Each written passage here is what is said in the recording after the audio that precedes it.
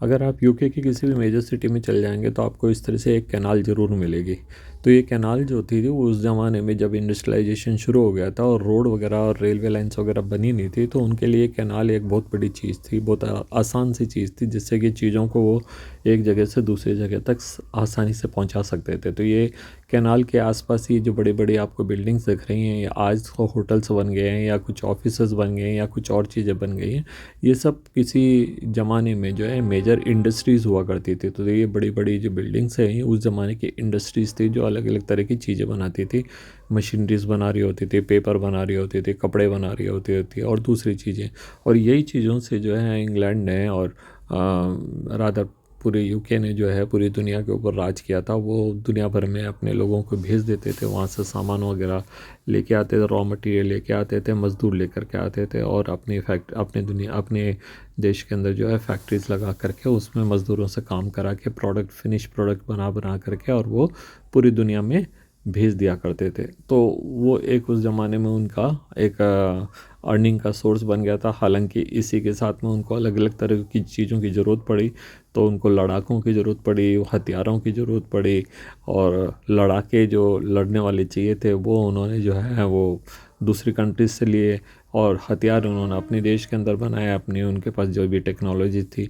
और किसी ज़माने में यूरोप में मैं अगर देखता हूँ, अगर आप कभी गए हैं यूके में, तो आप ये देखिए कि वो लोहे का काम करने में बहुत निपुण थे।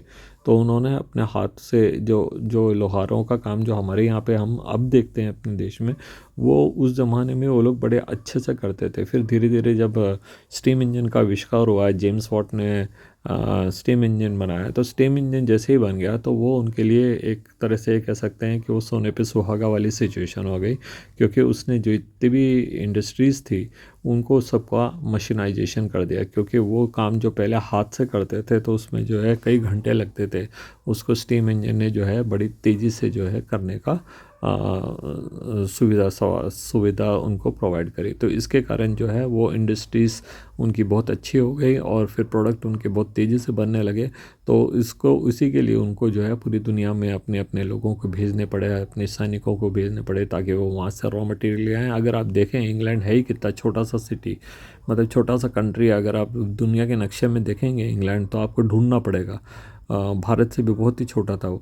तो उस छोटे से कंट्री के अंदर कितने रिसोर्सेज रहेंगे, वो सारे रिसोर्सेज तो उन्होंने कुछ ही महीनों के अंदर ख़त्म कर दिए, कुछ सालों के अंदर ख़त्म कर दिए। तब उनको ज़रूरत पड़ी कि वो और रिसोर्सेज चाहिए, तो उन्होंने दूसरी दुनिया के दूसरे देशों को जो है कब्जा करा। वहाँ से वो लेबर लेके आए, वहाँ से रॉ मटेरियल लेकर के आए, सामान अपने इंग्लैंड में बनाया और फिर उनको ला करके उन्हीं लोगों को ऊपर थोप दिया। यही काम उन्होंने इंडिया में किया। इंडिया में किसी ज़माने में हमारे पास जो है 16वीं 17वीं शताब्दी में हमारे पास हथकरघा और कपड़े बनाने की बहुत अच्छी इंडस्ट्रीज़ थी। लेकिन फिर अंग्रेज़ आए, ईस्ट इंडिया कंपनी आई, उन्होंने बिज़नेस शुरू करा और धीरे धीरे उन्होंने हमारे ही लोगों का जो प्रोडक्ट था उसका बहिष्कार कराया और उनके प्रोडक्ट वो लेकर के आए। और धीरे धीरे जो है हमको देखने को मिला कि किस तरह से इंग्लैंड ने अपने सामान यहाँ पे बेचे और हमारी खुद की इंडस्ट्रीज़ थी उनका सत्यानाश कर दिया, और धीरे धीरे जो है हमको पराधीन बना दिया, है ना। तो उसी चीज़ की यहाँ पे ये निशानियाँ देखने को मिलती हैं। तो ये जो बड़ी बड़ी बिल्डिंग जो भी आप देख रहे हैं, ये किसी ज़माने की इंडस्ट्रीज़ हुआ करती थी। अब ये कैनाल सिस्टम की कोई उपयोगिता बची नहीं है, क्योंकि अब हमारे पास में फ़ास्ट ट्रांसपोर्ट के सिस्टम आ गए हैं। रेलवे जो है वो 200 किलोमीटर पर आवर की स्पीड से चलने लगे हैं, तो सामान और जल्दी से चला जाता है।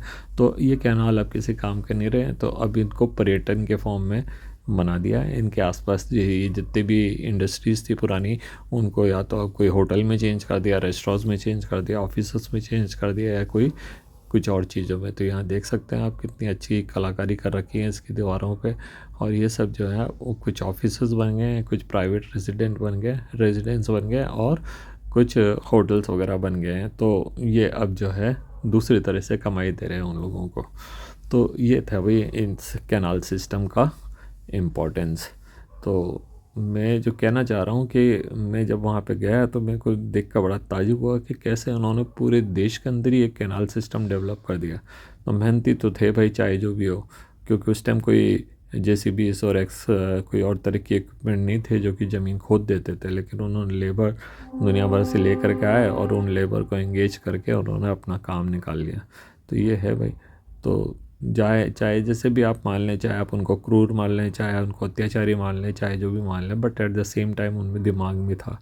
तो बिना दिमाग के तो कुछ भी नहीं हो सकता है। लेकिन एट द सेम टाइम एक अच्छा काम उन्होंने करा कि उन्होंने पूरी दुनिया भर में स्कूल्स कॉलेजेस वगैरह खोले, पढ़ाई वगैरह कराई, ताकि लोगों को शिक्षित कर सके और उनको भी वो ज्ञान मिल सके जो उनके पास था।